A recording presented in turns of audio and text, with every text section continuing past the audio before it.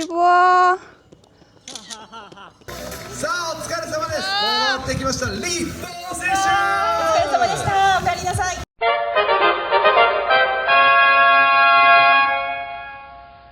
首先说一下如何报名参加佐吕间湖100公里的比赛。首先报名是在 runnet.jp 这个网站上进行的。打开网站以后，可以在搜索栏输入佐吕间，找到相关的比赛信息。不过由于明年的比赛报名还没有开放，所以目前网站上还没有显示明年的报名信息。我们可以一起来看一下今年第39届佐吕间湖100公里比赛的信息。通过报名页面，我们可以看到比赛的一些基本信息，包括比赛的日期、报名时间等等。今年的报名时间是2024年2月12号到2月23号，明年的报名时间预计也是会在这个时期，所以可以请大家提前留意一下相关的信息。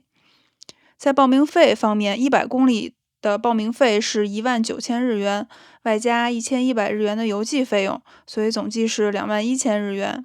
在这个报名页面还会显示上一次比赛的参加人数，一共有3800多人参加，并且列出了去年比赛中各个组别的优胜成绩。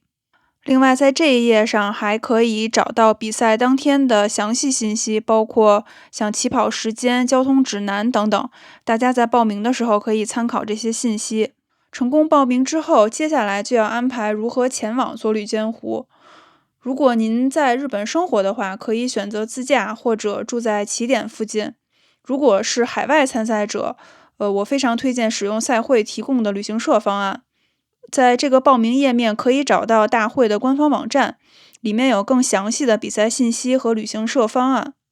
报名完成1个月之后，大会会通过邮件通知参赛者旅行社的套餐的信息。旅行社提供的套餐主要有以下几种。第一种是包含从日本国内几个主要城市飞往比赛地的往返机票和住宿的套餐。第二种是只包含比赛地住宿的套餐。第三种是从新千岁机场到比赛地的巴士服务套餐。第四种是比赛当天从酒店到起点以及终点回酒店的巴士服务。大家可以根据自己的需求选择合适的套餐。这一次我们选择了不包含机票的住宿套餐，并且额外选择了新千岁空港的接送巴士服务。住宿天数方面可以选择住1晚、2晚或者是3晚，大家可以根据自己的行程安排选择合适的天数。另外也可以选择是否包含酒店的餐食，建议大家选择包含餐食的套餐，因为比赛地附近不是太繁华，在酒店用餐可能更加的方便和合理。大家在选好了自己想要预定的旅行方案之后，可以留意一下每一个方案的申请时间是不同的，并且在开放申请的时间内进行申请。旅行社提供的套餐是不分选手和应援的家属的，大家都可以报名。唯一的区别是在开放申请之后，填写申请表的时候，应援家属需要额外选择一项应援巴士，其他的内容与选手相同即可。如果您希望与选手住在同一个房间，在申请的时候也一定要将对方的名字写在申请表里。下面说一下比赛当天的应援。比赛之前，连同选手的参赛指南等一系列的资料，大会会一同寄送给应援的家属。关于应援的资料，如果您预定了应援巴士的话，会有一个巴士券，还有比赛当天起点的应援巴士的集合地的信息。另外还有比赛当天应援巴士运行的时间表。5点比赛开始，应援家属可以在起点观看完整的出发情况，大概10分钟的时间，所有选手都会出发完毕。在这之后，应援家属可以走到应援巴士的停车场，那儿也是100公里比赛4公里的地方。在那儿还可以看到领先集团和一些速度比较快的选手。应援大巴从起点的出发时间是早上6点。所有应援家属都需要在这个点坐上应援大巴前往下一个点。第二个应援点是在 42.195 公里处，从起点到达 42.195 公里处应援点的时间大概是20分钟，也就是说6点20的时候，所有的应援家属都可以到达 42.195 公里的应援点。42.195 公里处的应援点，因为已经是一个全马距离了，所以选手们到达这儿需要的时间会比较长。在应援巴士的停车场是一个休息站，有自动贩卖机，可供休息的椅子和桌子，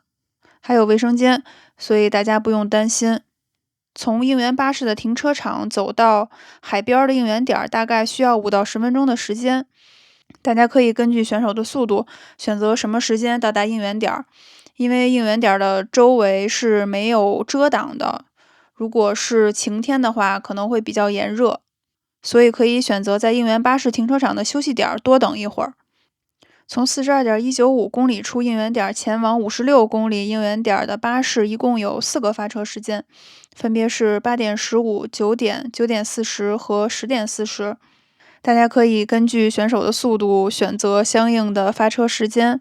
这2个应援点之间的巴士行进时间大概是20分钟。因为这一段的车程和选手的跑动路线是重合的，所以大家可以坐在应援大巴的左边，这样大家还可以在沿途看到参赛的选手们。56公里处的应援点也是一个小的休息站，有贩卖机，有卖吃的，也有洗手间，这个大家都不用担心。第4个应援点是在大约75公里处的一个酒店，当时我乘坐的应援巴士到达这个酒店的时间是10点40，所以我的午饭是在这个酒店的餐厅用的餐，午饭是旅行社准备的一个便当。最后一个应援点就是在比赛的终点。为什么建议大家选择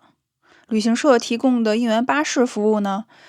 大家从之前的视频里也可以看到，这个比赛是在一个比较偏僻的地方举行的，公共交通不是太发达。如果大家想采用公共交通前往几个点给选手应援的话，不太好实现。旅行社提供的应援巴士，一是发车时间非常的准时，严格按照他给定的时间表发车。第二是我觉得他安排的这几个应援点也很合理。除了 42.195 公里处的应援点，巴士停车场和应援点之间需要走5到10分钟之外，其他几个应援点，巴士和应援点都是在一起的，不需要步行，并且每一个应援点都有自动贩卖机和洗手间等设施，所以大家也不用怕会在每一个应援点等的时间长。在比赛的过程中，大家可以使用官方提供的追踪软件实时追踪选手的位置。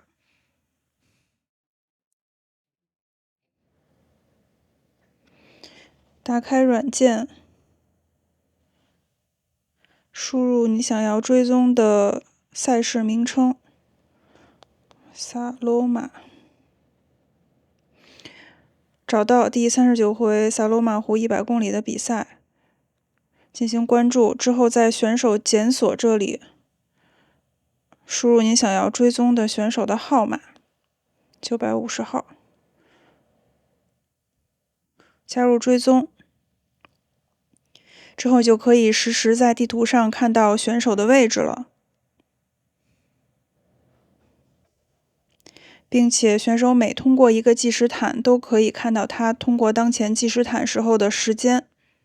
在比赛的终点处有很多的饮食摊位，所以选手们的比赛结束之后可以和家属一起在这里用餐稍事休息，之后就可以乘坐大巴回到大家住的酒店。